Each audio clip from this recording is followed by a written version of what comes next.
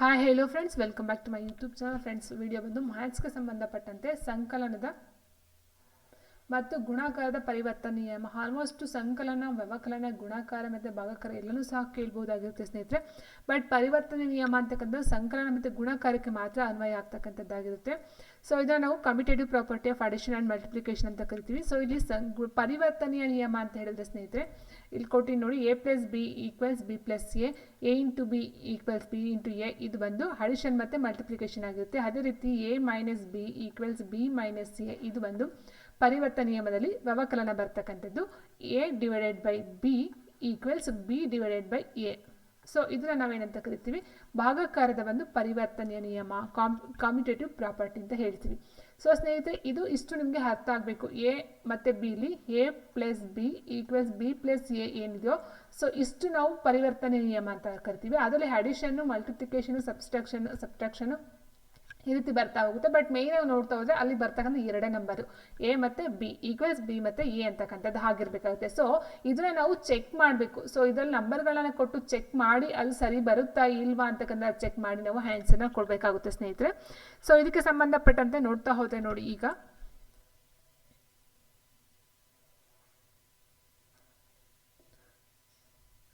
ನೋಡಿ ಪರಿವರ್ತನೀಯತೆ, commutative property ಅಂತ ಹೇಳ್ತೀವಿ. ಸೊ ಇದನ್ನ ನಾವು ಸ್ವಾಭಾವಿಕ ಸಂಖ್ಯೆಗೆ ಅಪ್ಲೈ ಮಾಡ್ಬೋದು, ಪೂರ್ಣ ಸಂಖ್ಯೆಗಳಿಗೆ ಅಪ್ಲೈ ಮಾಡ್ಬೋದು, ಪೂರ್ಣಾಂಕಗಳಿಗೆ ಅಪ್ಲೈ ಮಾಡ್ತೀವಿ. ಆ್ಯಂಡ್ ನೆಕ್ಸ್ಟ್ ಭಾಗಲಬ್ಧ ಸಂಖ್ಯೆಗಳೇನಿದೆಯೋ ಅದಕ್ಕೂ ಸಹ ಅಪ್ಲೈ ಮಾಡ್ತಾ ಹೋಗ್ತೀವಿ. ಅಪ್ಲೈ ಮಾಡಿದಾಗ ಅದು ಏನಾಗಬೇಕು, ನಮಗೆ ಸರಿಯಾದ ಒಂದು ರಿಸಲ್ಟ್ ಕೊಟ್ಟರೆ ಮಾತ್ರನೇ ಅದು ಅನ್ವಯ ಆಗ್ತಕ್ಕಂಥದ್ದಾಗಿದೆ. ಫಾರ್ ಎಕ್ಸಾಂಪಲ್, ಈಗ ಪೂರ್ಣ ಸಂಖ್ಯೆಗಳು ಅಂತ ಇದೆ, ಹೌದಲ್ವಾ? ಸೊ ಪೂರ್ಣ ಸಂಖ್ಯೆಗಳಂತ ಹೇಳಿದಾಗ ನಮ್ಗೆ ಯಾವುದೇ ಸಂಖ್ಯೆಗಳು ಬರುತ್ತೆ ಪೂರ್ಣ ಸಂಖ್ಯೆಯಲ್ಲಿ? 0, 1, 2, 3 ಈ ರೀತಿ ಬರ್ತಾ ಹೋಗುತ್ತೆ. ಇಲ್ಲಿ ನೆಗೆಟಿವ್ ಅಂದರೆ ಋಣ ಸಂಖ್ಯೆಗಳು ಬರೋದಿಲ್ಲ ಪೂರ್ಣ ಸಂಖ್ಯೆಗಳಲ್ಲಿ. ಸೊ ಹೀಗಿರಬೇಕಾದ್ರೆ ನಾವು ಫಾರ್ಮುಲಾ ಏನಿದೆ, A plus b equals b plus A, ಇದು ಫಾರ್ಮುಲಾ, ಹೌದಲ್ವಾ? ಸೊ ಎ ಪ್ಲಸ್ ಬಿ ಯಾವುದೋ ಒಂದು ನಂಬರ್ನ ತಗೊಳ್ಳಿ, ಎ ಮತ್ತು ಬಿನ ತಗೊಂಡಾಗ ಅಂದರೆ ಪೂರ್ಣ ಸಂಖ್ಯೆನೇ ಆಗಿರಬೇಕು. ಸೊ ಪೂರ್ಣ ಸಂಖ್ಯೆ ನೆಗೆಟಿವ್ ಬರಲ್ಲ. ಸೊ ನೆಗೆಟಿವ್ ತಗೊಳ್ಳುವಾಗಿಲ್ಲ, ನಾವು ಇಲ್ಲಿ ಪಾಸಿಟಿವ್ನ ತಗೊಳ್ಬೇಕಾಗುತ್ತೆ. ಸೊ ಯಾವುದೋ ಒಂದು ನಂಬರ್ನ ತಗೊಳ್ತೀವಿ ಅಂತ ಹೇಳಿದ್ರೆ 4 + 5 ಅಂತ ತಗೊಳ್ರಿ. ಸೊ 5 + 4, ಎಗೆ 4 ಕೊಟ್ವಿ, ಬಿಗೆ 5 ಕೊಟ್ವಿ. ಸೊ 4 + 5 9 ಬಂತು. 9 equals 9. So LHS equals RHS ಬರುತ್ತೆ. ಇದು ಪೂರ್ಣ ಸಂಖ್ಯೆಗೆ ಅನ್ವಯ ಆಗ್ತಕ್ಕಂಥದ್ದಾಗುತ್ತೆ. ಸೊ ಹಾಗಾಗಿ ಇಲ್ಲಿ ಏನಿದೆ ಅಂತ ಹೇಳಿದ್ರೆ ನೋಡಿ, ಸಂಕಲನದಲ್ಲಿ ಈ ಒಂದು ಪರಿವರ್ತನೀಯ ನಿಯಮ ಅಂತಕ್ಕಂಥದ್ದು ಕಂಡು ಬರುತ್ತೆ. ಸಂಕಲನವು ಪರಿವರ್ತನೀಯವಾಗಿರುತ್ತದೆ ಯಾವುದರಲ್ಲಿ? ಪೂರ್ಣ ಸಂಖ್ಯೆಯಲ್ಲಿ ಮಾತ್ರ. ಸೊ 0 ಅಂತಕ್ಕಂಥ ಒಂದು ಪೂರ್ಣ ಸಂಖ್ಯೆ. 0 + 7 ಈಕ್ವಲ್ಸ್ 7 + 0 ಈಕ್ವಲ್ಸ್ 7 ಬಂದಿದೆ ರಿಸಲ್ಟ್. ಅಂದರೆ LHS ಈಕ್ವಲ್ಸ್ RHS. ಇದು ಅಷ್ಟೇ. 2 + 3 ಈಕ್ವಲ್ಸ್ 3 + 2 ಎಷ್ಟು ಬರುತ್ತೆ? ಟೋಟಲ್ ಆಗಿ 5 ಬರುತ್ತೆ.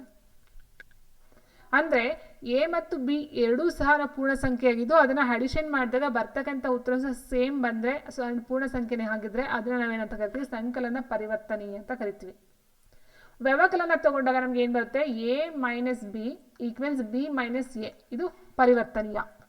ಇಲ್ಲೇನಾಗುತ್ತೆ, ಇವರೇ ಸೇಮ್ ತಗೊಳ್ಳಿ, 2 - 3 ಈಕ್ವಲ್ಸ್ 3 - 2 ತಗೊಂಡು ನಿಮ್ಗೆ ಆನ್ಸರ್ ಎಷ್ಟು ಬರುತ್ತೆ? ಇಲ್ಲಿ -1 ಬರುತ್ತೆ, ಇಲ್ಲಿ 1 ಬರುತ್ತೆ. ಸೊ -1 ಅಂತಕ್ಕಂಥದ್ದು 1ಕ್ಕೆ ಸಮ ಅಲ್ಲ. ಹಾಗಾಗಿ ವ್ಯವಕಲನ ಪರಿವರ್ತನೀಯವಲ್ಲ ಪೂರ್ಣ ಸಂಖ್ಯೆಯಲ್ಲಿ.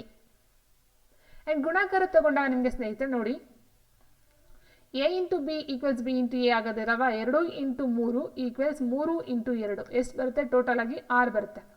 ಸೊ 2 LHS ಈಕ್ವಲ್ಸ್ RHS ಆಯಿತು. ಸೊ ಇದು ಗುಣಾಕಾರದ ಪರಿವರ್ತನೀಯ. ಭಾಗಾಕಾರ ತಗೊಂಡಾಗ ನಿಮ್ಗೆ ಏನಾಗುತ್ತೆ? 2 / 3 ಈಕ್ವಲ್ಸ್ 3 / 2 ಅಂತ ತಗೊಂಡ್ರೆ ನಿಮಗೆ ನೋಡಿ, 2 / 3 ಈಕ್ವಲ್ಸ್ 3 / 2 ಸೇಮ್ ಬರುತ್ತಾ ಉತ್ತರ? ಸೇಮ್ ಬರೋದಿಲ್ಲ. LHS is not is equal to RHS. So ಇದು ಭಾಗಾಕಾರದ ಪರಿವರ್ತನೀಯವಲ್ಲ. ಸೊ ಮೇಯ್ನ್ ಆಗಿ ಹೇಳ್ತಾ ಹೋದ್ರೆ ನಮಗೆ ಎ ಮತ್ತು ಬಿ ಏನು ತಗೊಳ್ತೀವೋ, ಸೊ ಎರಡೂ ಕಡೆ LHS ಈಕ್ವಲ್ಸ್ RHS ಬಂದಾಗ ಸೇಮ್ ವ್ಯಾಲ್ಯೂಸ್ ಅಂದರೆ ಅದು ಪರಿವರ್ತನೀಯ ಅಂತ ಅರ್ಥ ಬರುತ್ತೆ. ಎರಡು ಸೇಮ್ ಬರದೆ ಡಿಫ್ರೆಂಟ್ ಬಂದರೆ ಅದು ಪರಿವರ್ತನೀಯ ಅಲ್ಲ ಅಂತಕ್ಕಂಥದ್ದು. ಇದು ಸಂಕಲನಕ್ಕಾಯಿತು. ಸಂಕಲನ ಅಲ್ಲ, ಪೂರ್ಣ ಸಂಖ್ಯೆಗಾಯಿತು. ಪೂರ್ಣ ಸಂಖ್ಯೆಯಲ್ಲಿ ನಾವು ನೋಡ್ತಾ ಹೋದರೆ ಪರಿವರ್ತನೀಯ ನಿಯಮ ಪೂರ್ಣ ಸಂಖ್ಯೆಗೆ ಅಪ್ಲೈ ಆಗುತ್ತೆ. ಸೇಮ್ ಅದೇ ರೀತಿ ನಾವು ನೋಡ್ತಾ ಪೂರ್ಣಾಂಕಗಳನ್ನ ನೋಡ್ತಾ ಹೋಗ್ತೀವಿ. ಸೊ ಪೂರ್ಣಾಂಕದಲ್ಲೂ ಅಷ್ಟೇ. ಪೂರ್ಣಾಂಕ ಏನು ಬರುತ್ತೆ? 0 ± 1 ± 2. ಸೊ ಇಟ್ ಮೀನ್ಸ್ ಪ್ಲಸ್ ಮತ್ತು ಮೈನಸ್ ಧನ ಸಂಖ್ಯೆಗಳು, ಋಣ ಸಂಖ್ಯೆಗಳು ಮತ್ತು 0ನ ಒಳಗೊಂಡಂಥ ಸಂಖ್ಯೆಗಳಾಗಿರುತ್ತೆ, ಹೌದಲ್ವಾ? ಸೊ ತಗೊಳ್ಳಿ, ಈಗ ಸಂಕಲನ ತಗೊಂಡಾಗ ಏನು ಬರುತ್ತೆ? A plus b equals b plus A same ಬರುತ್ತೆ. ನೀವು ಯಾವುದೇ ಒಂದು ಸಂಖ್ಯೆನ ತೊಗೊಂಡ್ರೆ ಇದರಲ್ಲಿ ಯಾವುದನ್ನೇ ತೊಗೊಳ್ಳಿ ನೀವು ಎ ಪ್ಲಸ್ ಬಿ ಅಂತ ತೊಗೊಂಡಾಗ ನೋಡಿ 2 ಪ್ಲಸ್ -3 ಅಂತ ತೊಗೊಳ್ತೀನಿ ಬಿಗೆ. ಸೊ ಸೇಮ್ ತೊಗೊಂಡಾಗ -3 ಪ್ಲಸ್ 2 ಆಯಿತು. ಎಷ್ಟು ಬರುತ್ತೆ ಇಲ್ಲಿ -1 -1 ಬಂತು. ಸೊ ಸಂಕಲನವು ಪರಿವರ್ತನೀಯವಾಗಿರುತ್ತದೆ ಯಾವುದರಲ್ಲಿ ಪೂರ್ಣಾಂಕದಲ್ಲಿ. ವ್ಯವಕಲನ ತೊಗೊಂಡಾಗ ನೋಡಿ ಸ್ನೇಹಿತರೆ ಇದು ಮೈನಸ್ ಅಂತ ಮಾಡಿದಾಗ ನೋಡಿ a - b equals b - a ಅಲ್ವಾ. ಸೊ ನೋಡಿ 5 ಇದೆ -3 ಆಯಿತು. ಸೊ 5 ಹಾಗೆ ಬರ್ಕೊಳ್ಳಿ -× +3 ಆಯಿತು. ಇದೆಷ್ಟಾಯಿತು ಮೈನಸ್ ಇರೋದನ್ನ ಕೂಡ್ತೀವಿ -8 ಆಯಿತು. ಅಂದರೆ +8 -8 ಬಂತು. ಸೊ ಎರಡೂ ಈಕ್ವಲ್ ಅಲ್ಲ, LHS = RHS ಅಲ್ಲ, ಯಾಕಂದರೆ ಇಲ್ಲಿ ಸೈನ್ಗಳು ಡಿಫ್ರೆಂಟ್ ಆಗಿರೋದ್ರಿಂದ ಸೊ ಇದು ಈಕ್ವಲ್ ಆಗೋದಿಲ್ಲ, ಹಾಗಾಗಿ ಇದು ಪರಿವರ್ತನೀಯವಲ್ಲ. ಗುಣಾಕಾರ ಅಷ್ಟೇ a × b = b × a ಅಂತ ಮಾಡಿದಾಗ ನೋಡಿ 2 × -3 ಈಕ್ವಲ್ಸ್ -3 × 2 ಅಂತ ತಗೊಳ್ಳಿ. -6 = -6 ಬಂತೆ. LHS = RHS. ಸೊ ಇದನ್ನು ನಾವು ಗುಣಾಕಾರವು ಪರಿವರ್ತನೀಯ ಅಂತ ಕರಿತೀವಿ. ಭಾಗಕಾರ ಅಷ್ಟೇ ತಗೊಳ್ತಾ ಹೋದರೆ ಸ್ನೇಹಿತರೆ ನೋಡಿ ಈಗ 2 divided by -3 equals -3 divided by 2 ಇದೆ. ಚಿಹ್ನೆಗಳು ಸೇಮ್ ಬರುತ್ತೆ.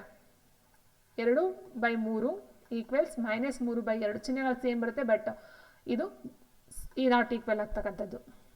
ಸೊ ಹಾಗಾಗಿ ಪೂರ್ಣಾಂಕಗಳಲ್ಲೂ ಅಷ್ಟೇ ಸಂಕಲನ ಮತ್ತು ಗುಣಾಕಾರ ಎರಡು ಮಾತ್ರನೇ ಪರಿವರ್ತನೀಯ ನಿಯಮಕ್ಕೆ ಅನ್ವಯ ಆಗ್ತಕ್ಕಂಥದ್ದು. ಪೂರ್ಣ ಸಂಖ್ಯೆಯಲ್ಲೂ ಅಷ್ಟೇ ಪೂರ್ಣಾಂಕಗಳಲ್ಲೂ ಅಷ್ಟೇ ಪರಿವರ್ತನೀಯ ನಿಯಮ ಸಂಕಲನ ಮತ್ತು ಗುಣಾಕಾರ ಎರಡಕ್ಕೆ ಮಾತ್ರ ಅನ್ವಯ ಆಗುತ್ತೆ.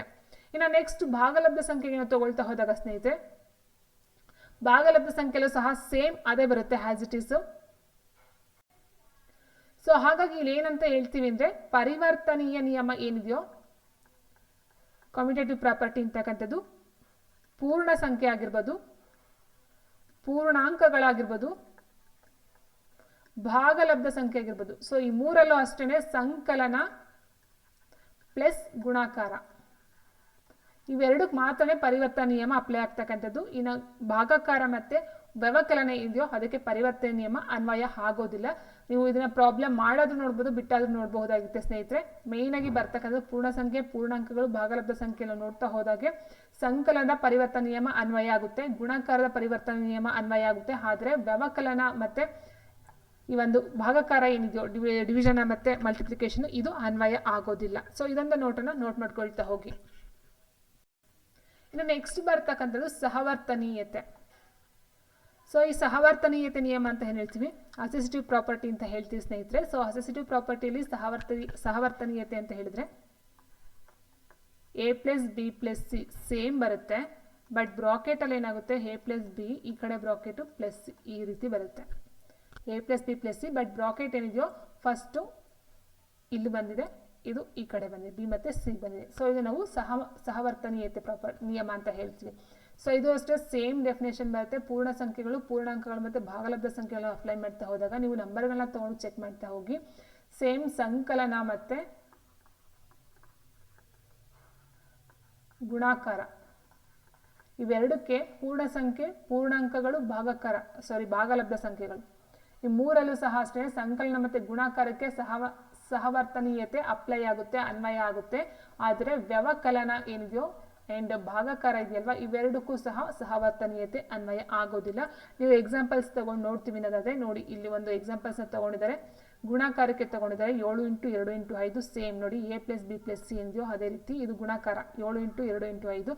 ಇಲ್ಲ ನೀವು ಪ್ಲಸ್ ತೊಗೊಳ್ತೀನಿ ಸಂಕಲನಕ್ಕೆ ತೊಗೊಳ್ತೀನಿ ಅಂತ ಹೇಳಿದ್ರೆ 2 + 5 ಈಕ್ವಲ್ಸ್ 7 + 2 + 5 ನೋಡಿ 7 ಹಾಗೆ ಇದೆ, ಪ್ಲಸ್ 5 2 7 ಆಯಿತು, 7 7 14 ಆಯಿತು, 7 2 9 ಆಯಿತು, 9 + 5 14 ಆಯಿತು.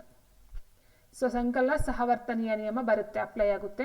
ಮೈನಸ್ ಮಾಡ್ತೀವಿ ಅಂತ ಅಂದಾಗ ನೋಡಿ, ಮೈನಸ್ ಮಾಡಿದಾಗ 7 - 2 - 5 ಈಕ್ವಲ್ಸ್ 7 - 2 - 5. ಇವಾಗ ಏನಾಗುತ್ತೆ, ಬ್ರಾಕೆಟ್ ಫಸ್ಟ್ ಓಪನ್ ಮಾಡ್ಕೋಬೇಕು. 2ರಲ್ಲಿ -5 ಹೋದರೆ -3 ಆಯಿತು. So minus into minus plus ಆಗುತ್ತೆ, 7 3 10 ಆಯಿತು. ಇದೇನಾಯಿತು, 7ರಲ್ಲಿ 2 ಹೋದರೆ 5 -5 ಈಕ್ವಲ್ಸ್ 0 ಆಯಿತು. ಸೊ ಇದು RHS ಈಕ್ವಲ್ಸ್ LHS ಅಂತಕ್ಕಂಥದ್ದು ಆಗಿಲ್ಲ ಇಲ್ಲಿ. ಸೊ ಇಲ್ಲಿ 10 ಬಂದರೆ ಇಲ್ಲಿ 0 ಬಂದಿದೆ, ಇದು ನಾಟ್ ಈಕ್ವಲ್ಸ್ ಹೌದಲ್ವಾ. ಸೊ ಹಾಗಾಗಿ ಇಲ್ಲಿ ವ್ಯವಕಲನ ಸಹವರ್ತನೀಯವಲ್ಲ ಆಗೋದಿಲ್ಲ. ಇನ್ನು ಗುಣಾಕಾರ ಆಗುತ್ತೆ, ಇಲ್ಲೇ ಕೊಟ್ಟಿದ್ದಾರೆ ನೋಡಿ, ಗುಣಾಕಾರ ಅನ್ವಯ ಆಗುತ್ತೆ, ಭಾಗಾಕಾರನೂ ಅಷ್ಟೇ ಅನ್ವಯ ಆಗೋದಿಲ್ಲ ಸಹವರ್ತನೆಯ ನಿಯಮಕ್ಕೆ. ಸೊ ಆಲ್ಮೋಸ್ಟ್ ನಾವು ನೋಡ್ತಾ ಹೋದಾಗೆ ಪೂರ್ಣ ಸಂಖ್ಯೆಗಳಾಗಿರ್ಬೋದು, ಪೂರ್ಣಾಂಕಗಳಲ್ಲೂ ಅಷ್ಟೇ ಸಂಕಲನ ಸಹವರ್ತನೀಯ ಆಗುತ್ತೆ, ವ್ಯವಕಲನ ಸಹವರ್ತನ ನಿಯಮ ಆಗೋದಿಲ್ಲ, ಅಂಡ್ ಗುಣಾಕಾರದ ಸಹವರ್ತನೀಯ ಆಗುತ್ತೆ, ಭಾಗಾಕಾರ ಸಹವರ್ತನೀಯವಲ್ಲ ಅಂತಕ್ಕಂಥದ್ದಾಗುತ್ತೆ ಸ್ನೇಹಿತರೆ. ಅಂಡ್ ಅದೇ ರೀತಿ ಭಾಗಲಬ್ಧ ಸಂಖ್ಯೆಲೂ ಅಷ್ಟೇನೆ, ಭಾಗಲಬ್ಧ ಸಂಖ್ಯೆಗಳ ಸಂಕಲನ ಸಹವರ್ತನ ನಿಯಮ ಅನ್ವಯ ಆಗುತ್ತೆ, ವ್ಯವಕಲನ ಅನ್ವಯ ಆಗೋದಿಲ್ಲ, ಸಹವರ್ತನೀಯ ಭಾಗಲಬ್ಧ ಸಂಖ್ಯೆಗಳಲ್ಲಿ ವ್ಯವಕಲನ ಸಹವರ್ತನೀಯವಲ್ಲ ಅಂತಕ್ಕಂಥದ್ದು. ಅಂಡ್ ಗುಣಾಕಾರ ಬಂದು ಸಹವರ್ತನೀಯ, ಭಾಗಲಬ್ಧ ಸಂಖ್ಯೆಗಳ ಗುಣಾಕಾರ ಸಹವರ್ತನೀಯ ನಿಯಮ ಅಪ್ಲೈ ಆಗುತ್ತೆ. ಅಂಡ್ ಭಾಗಕಾರವು ಸಹವರ್ತನೀಯವಿಲ್ಲ ಭಾಗಲಬ್ಧ ಸಂಖ್ಯೆಗಳಲ್ಲಿ. ಸೊ ಆಲ್ಮೋಸ್ಟ್ ನೋಡ್ತಾ ಹೋದಾಗೆ ಪರಿವರ್ತನೀಯ ನಿಯಮ, ಸಹವರ್ತನೀಯ ನಿಯಮ ಎರಡಲ್ಲೂ ಸೇಮ್ ಬರುತ್ತೆ. ಸಂಕಲನ ಮತ್ತೆ ಗುಣಾಕಾರ ಏನಿದೆಯೋ ಅದು ಪರಿವರ್ತನೀಯ ನಿಯಮ ಮತ್ತೆ ಸಹವರ್ತನ ನಿಯಮ ಎರಡಕ್ಕೂ ಸಹ ಅನ್ವಯ ಆಗುತ್ತೆ. ವ್ಯವಕಲನ ಮತ್ತೆ ಭಾಗಕಾರ ಏನಿದೆಯೋ ಇವೆರಡಕ್ಕೂ ಸಹ ಪರಿವರ್ತನ ನಿಯಮ ಪ್ಲಸ್ ಸಹವರ್ತನ ನಿಯಮ ಎರಡೂ ಸಹ ಅಪ್ಲೈ ಆಗೋದಿಲ್ಲ, ಅನ್ವಯ ಆಗೋದಿಲ್ಲ. ಸೊ ಇದನ್ನ ನಿಮಗೆ ಅಪ್ಲಿಕೇಶನ್ ಟೈಪಲ್ಲಿ 4 ಆಪ್ಷನ್ಸ್ಗಳನ್ನ ಕೊಟ್ಬಿಟ್ಟು ಕೊಡ್ತಕ್ಕಂಥ ಒಂದು ಪ್ರಶ್ನೆ ಆಗಿರುತ್ತೆ ಸ್ನೇಹಿತರೆ. ಓಕೆ, ಇನ್ನು ನೆಕ್ಸ್ಟ್ ನಾವು ನೋಡ್ತಾ ಹೋದರೆ, ನೋಡೋದಾದ್ರೆ ಸೊನ್ನೆಯ ಪಾತ್ರ ಅಂತ ಕೊಟ್ಟಿದ್ದಾರೆ ನೋಡಿ ಸ್ನೇಹಿತರೆ. ಸೊ ಎರಡಕ್ಕೆ ನಾವು ಸೊನ್ನೆಯನ್ನು ಕೂಡಿದವೆ ಅಥವಾ ಒಂದು ಪೂರ್ಣ ಸಂಖ್ಯೆ ಆಗಿರ್ಬೋದು, ಅಥವಾ ಸ್ವಾಭಾವಿಕ ಸಂಖ್ಯೆ ಆಗಿರ್ಬೋದು, ಅಥವಾ ಪೂರ್ಣಾಂಕ ಆಗಿರ್ಬೋದು, ಅಥವಾ ಒಂದು ಭಾಗಲಬ್ಧ ಸಂಖ್ಯೆ ಆಗಿರ್ಬೋದು. ಸೊ ಅದಕ್ಕೆ ಸೊನ್ನೆಯನ್ನು ಕೂಡಿದ್ರೆ ಆಸ್ ಇಟ್ ಇಸ್ ಏನು ಹಾಕಿರ್ತೀವೋ ನಂಬರ್ ಅದೇ ನಂಬರ್ ವಾಪಸ್ ನಮಗೆ ಕೊಡ್ತಕ್ಕಂಥದ್ದಾಗುತ್ತೆ. ಸೊ ಈಗ 2ಕ್ಕೆ ಸೊನ್ನೆಯನ್ನು ಕೂಡಿದ್ರೆ 2 ಬರುತ್ತೆ, -5ಕ್ಕೆ ಸೊನ್ನೆಯನ್ನು ಕೂಡಿದ್ರೆ -5 ಬರುತ್ತೆ, -2/7 ಇದೊಂದು ಭಾಗಲಬ್ಧ ಸಂಖ್ಯೆಗೆ ಸೊನ್ನೆಯನ್ನು ಕೂಡಿದ್ರೆ ನಮಗೆ -2/7 ಬರುತ್ತೆ. ಇಟ್ ಮೀನ್ಸ್ ಯಾವ ಒಂದು ಸಂಖ್ಯೆಗೆ ನಾವು ಸೊನ್ನೆಯನ್ನು ಆ್ಯಡ್ ಮಾಡಿದ್ರೆ ಅಥವಾ ಯಾವ ಒಂದು ಸಂಖ್ಯೆ ಯಾವ ಒಂದು ನಂಬರ್ನ ಆ್ಯಡ್ ಮಾಡಿದ್ರೆ ಸೇಮ್ ನಮಗೆ ವಾಪಸ್ ಬರುತ್ತಲ್ವಾ. ಸೊ ಅದನ್ನು ನಾವು ಏನಂತ ಕರಿತೀವಿ ಅಂತ ಹೇಳಿದ್ರೆ ಸಂಕಲನದ ಅನನ್ಯತಾಂಶ ಅಂತ ಕರಿತಾ ಹೋಗ್ತೀವಿ ನೋಡಿ. ಇಲ್ಲಿದೆ ಇನ್ನು ಮತ್ತೊಂದು a + 0 = 0 + a = a, b + 0 = 0 + b = b, c + 0 = 0 + c = c ಬಂತು, ಹೌದಲ್ವಾ. ಅಂದರೆ ಎಗೆ ನಾವು ಏನೇ ಪಡ್ಕೊಳ್ತೀವಿ, ಬಿಗೆ ಬಿನೇ ಪಡ್ಕೊಳ್ತೀವಿ, ಸಿಗೆ ಸಿನೇ ಪಡ್ಕೊಳ್ತೀವಿ, ಅಥವಾ ಇನ್ನು ಮತ್ತೊಂದು ನಂಬರ್ನ ನಾವು ಸೊನ್ನೆಗೆ ಸೇರಿಸಿದ್ರೆ ಅದೇ ನಂಬರ್ನ ಪಡ್ಕೊಳ್ತೀವಿ. ಸೊ ಅಂತಹ ಸಂಖ್ಯೆಗೆ ನಾವು ಏನಂತ ಹೇಳ್ತೀವಿ ಅಂದರೆ ಈ ಒಂದು ಸೊನ್ನೆಗೆ ನಾವೇನಂತ ಕರಿತೀವಿ, ಸಂಕಲನದ ಅನನ್ಯತಾಂಶವೆಂದು ಕರೆಯಲಾಗುತ್ತದೆ. ಅಂದರೆ ಸೊನ್ನೆಯನ್ನು ಭಾಗಲಬ್ಧ ಸಂಖ್ಯೆಗಳ ಒಂದು ಸಂಕಲನ ಅನನ್ಯತಾಂಶ ಅಂತ ಕರೀತಾರೆ. ಅದರ ಜೊತೆಗೆ ಪೂರ್ಣಾಂಕ ಮತ್ತು ಪೂರ್ಣ ಸಂಖ್ಯೆಗಳು ಸಹ ಸಂಕಲನದ ಅನನ್ಯತಾಂಶ 0 ಆಗಿರುತ್ತದೆ ಸ್ನೇಹಿತರೆ. ಸೊ ಕೇಳ್ತಾರೆ ಇಲ್ಲಿ ಸಂಕಲನದ ಅನನ್ಯತಾಂಶ ಯಾವುದು ಅಂತ ಕೇಳಿರೋದು 0 ಆಗಿರುತ್ತದೆ. ಅಂಡ್ ಅದೇ ರೀತಿ ಗುಣಾಕಾರದ ಅನನ್ಯತಾಂಶ ಅಂತ ಬರುತ್ತೆ. ಇಟ್ ಮೀನ್ಸ್ ನೋಡಿ, ಈಗ ಕೂಡಿದಾಗ ನಮ್ಗೆ ಏನಾಗುತ್ತೆ, ಸೇಮ್ ಸಂಖ್ಯೆ ಬಂತು, ಹೌದಲ್ವಾ. ಸೊ ಈಗ ನೀವು 5ಕ್ಕೆ ನೀವು 0ನ ನೀವು ಮಲ್ಟಿಪ್ಲಿಕೇಶನ್ ಮಾಡಿ ಏನು ಬರುತ್ತೆ, 0 ಬರುತ್ತೆ, 5 ಬರಲ್ಲ, ಹೌದಲ್ವಾ. ಸೊ ಹಾಗಾಗಿ ಇದನ್ನ ನಾವು ಗುಣಾಕಾರಕ್ಕೆ ಅಪ್ಲೈ ಮಾಡೋದಕ್ಕಾಗಲ್ಲ. ಗುಣಾಕಾರದಲ್ಲಿ ಏನಾಗುತ್ತೆ, ಈಗ 5 × 1 ಏನು ಬಂತು, 5 ಬಂತು, ಅಥವಾ 10 × 1 ಏನು ಬರುತ್ತೆ, 10 ಬರುತ್ತೆ, ಅಥವಾ ಇಲ್ಲಿದೆ 3 × 8 × 1 ಎಷ್ಟು ಬರುತ್ತೆ, 3/8 ಬರುತ್ತೆ. ಅಂದರೆ ಒಂದು ಸಂಖ್ಯೆಗೆ ನಾವು ಯಾವುದೋ ಒಂದು ಸಂಖ್ಯೆಯನ್ನು ಮಲ್ಟಿಪ್ಲೈ ಮಾಡಿದ್ರೆ ಸೇಮ್ ನಂಬರ್ ಬರುತ್ತೆ. ನಾವು ಏನು ನಂಬರ್ ಹಾಕಿರ್ತೀವೋ ಅದೇ ನಂಬರ್ ವಾಪಸ್ ಬರಬೇಕು ಅಂದರೆ ನಾವು ಒಂದಿನ ಮಲ್ಟಿಪ್ಲೈ ಮಾಡಬೇಕು. ಸೊ ಅದನ್ನು ನಾವೇನಂತ ಕರಿತೀವಿ, ಗುಣಾಕಾರದ ಅನನ್ಯತಾಂಶ ಅಂತ ಕರಿತೀವಿ ಸ್ನೇಹಿತರೆ. ಸೊ ಇದು ಭಾಗಲಬ್ಧ ಸಂಖ್ಯೆಗೂ ಅನ್ವಯ ಆಗುತ್ತೆ, ಪೂರ್ಣಾಂಕ ಮತ್ತು ಪೂರ್ಣ ಸಂಖ್ಯೆಗಳು ಸಹ ಅನ್ವಯ ಆಗುತ್ತೆ. ಸೊ ಗುಣಾಕಾರದ ಅನನ್ಯತಾಂಶ ಅಂತ ಹೇಳಿದ್ರೆ ಅದು 1 ಆಗಿರುತ್ತೆ, ಸಂಕಲನದ ಅನನ್ಯತಾಂಶ ಅಂತ ಹೇಳಿದ್ರೆ 0 ಆಗಿರುತ್ತೆ. ಓಕೆ, ಇವೆರಡು ಪಾಯಿಂಟನ್ನು ಅರ್ಥ ಮಾಡ್ಕೊಳ್ತಾ ಹೋಗಿ. ಗುಣಾಕಾರದ ಅನನ್ಯತಾಂಶ 1, ಸಂಕಲನದ ಅನನ್ಯತಾಂಶ 0 ಆಗಿರುತ್ತೆ ಸ್ನೇಹಿತರೆ.